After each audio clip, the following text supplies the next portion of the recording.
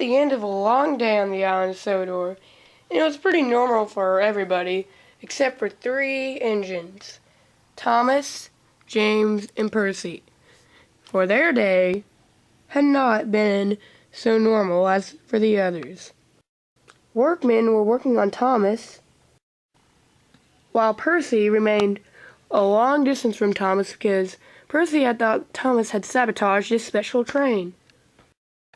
And James had been framed by another engine that made him go to the shed because of naughtiness Sir Topham Hatt thought he had caused.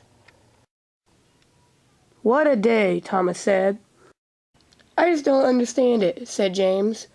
"The day started out so well. I was going to pull a special train, and then poof, just like that, one measly engine can ruin it all for you."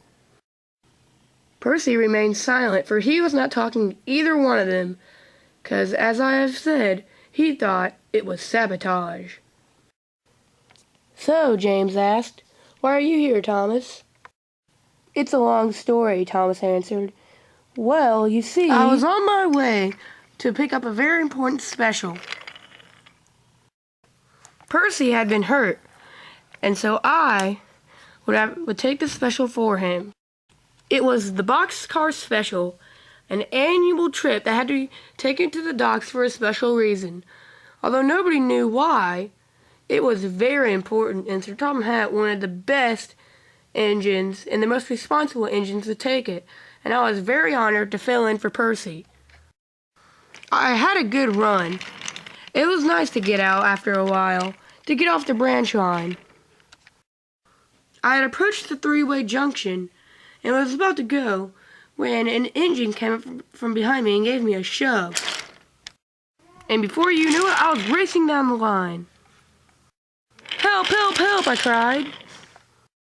Disaster laid ahead.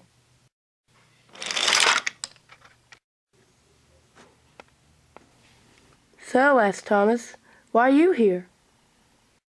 "Well, I was in the siding, waiting for the shunter, when he came up from behind me and shunted the caboose. But only the caboose. Then he shunted the boxcar in front of me, and I couldn't see who it was because the boxcar blocked my way. Unfortunately, Sir Topham Hatt had walked up at that very moment, and he was not too pleased with my so-called shenanigans, and said that I need to shunt and pull my trains correctly. He sent me to the sheds and told me not to come out until I found out who my imaginary character was, or if I came back and apologized. Say, Percy, you never told us why you were here." "Well," said the little green engine, "I was the one who was supposed to take the boxcar special, and while I was on the viaduct, an engine came up and pushed a boxcar and pushed a freight car in front of me.